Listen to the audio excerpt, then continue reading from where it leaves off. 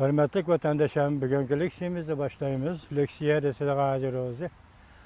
Bugün tünügünden başlayıp yakınmış bir haftadan beri haberlerin hamisi Hindistan bilen Jungo'nun çigara toqunuşu, çigaradaki sürgülüş, burayın asker köpeytiş, harbiy kural yarak ötkeş, lavazımat ve başka degендek. Hazırlıkka yeni bir haber da azı Şüven Hoci deydi Xitay tilida intayın ciddi deydi. Bunundaki haberi qarsak bu YouTube'da berilgen haber iken hazır Hindistan çegirağa, hazır sürkülüş bulup atkan çegirağa yani 12 diviziya asker yötkedi degen gap. Onundan burun Hindistan'ın tağdı can qılğıçı kısımlarının sani Jungo torbetlerinin ilan qılışı 200 min kişilik qoşan. Tağlık qoşullar desiniz mi buludu? Tağdı can qılğıçı qoşullar. 200 min kişilik qoşan. Däl şundaqda hazır yana 12 diviziya asker qoşqan bolsa, endilikdeki Jungo bugünkü haberde tayyorlaganmidik. Bugünkü haberde hazır Tibet'te Jungo mustamlikisi Tibet'te umumi yüzlük uruş seferberligi başladı. Biz şunu tayyorlagan haberlerimizni anlatıp ahırda vatandaşlarımız bilen birle birlikte analiz yürgüzümüz. Bugünkü mavzu mundaq. Hindistan Tashqi ishlar ministri Jungoga javob qaytardi. Qattiq pozitsiya Jungo'nun kütmegen yerden çıktı mavzulı haber. 7. ayının 21. günü Dovi Tor betel ilan kılındı haber. Mundaq başlandı. Jungo Hindistan çigara kısım bir sürkülüş payda kılgan bir aydan biri. İki devletinin cemaat fikri herkes bir-biriga yol koymadı. Miltiq doğrusu hidi koyuqlışıp ketdi. Universal matbuatla 7. ayının 21. günü haber kılıp mundaq ko'rsatdi.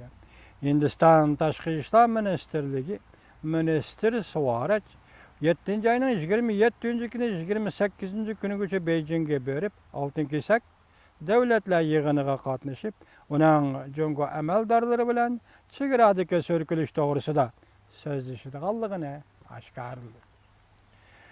Gerçi iki devletinin Tashqi ishlar Ministerligi iki devletinin diplomatik yolları uçuk deyisimi.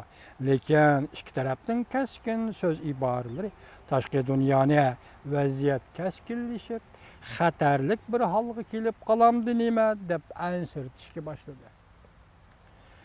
Hindistan Tashqi ishlar vaziri Sushma Swaraj 20. günü mundaq ko'rsatdi. 2012 yılı imzalagan Jungo Hindistan kelişimi boyunca Bhutan'ı qoşqandı 3 devlet meseleni söhbet bilen hal qılmoqchi buluşkan. Lekin Jungo'nun taş yol yasaganlığı burayının hazırki halatını özgertip etdi. Jungo Hindistan bir-biriga yol qo'ymay oturdu. Jungo Hindistan'ın asker çekindirishni talab qilib, ondan söhbetga o'ltirman deb oturdu.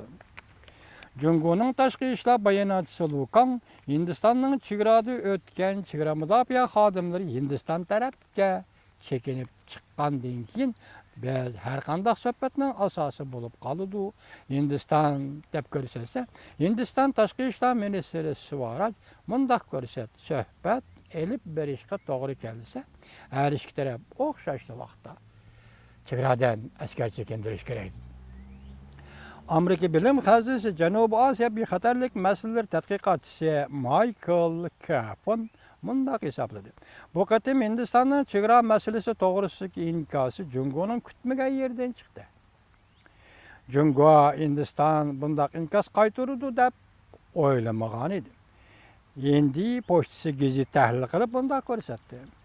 Hindistonning bu qatimki to'qinish qaytargan inkosi vazir Modining xalqarada kuchlik vazirlik o'rnini tiklaganligini aks ettirib berdi. Shanxay xalqaro tadqiqot o'rnining tadqiqotchisi Hu Jiyong mundaq ko'rsatdi. Hindiston bu masalada bo'shab ketmaydi. Hindiston Dunglang rayonida to'qinish paydo qilib, Jungo bilan suhbat quradigan dastak qilmoqchi bo'lib o'tadi. Hu Jiyong mundaq hisobladi. Yana bir mumkinlik bor. Jungo derhal harakat qo'llanib, Hindiston armiyasini bu rayondan chekinib chiqishga majburlab, oltin kesaklari davlatlari yig'iniga yaxshi kayfiyatla, yaxshi muhit hozirlash lozim. Oltin kesaklar davlat ittifoqi yig'ini bu yil 9-aydım, 10-aydım Beyjingde geçirildi. Şu doğruda ketip atkan gep.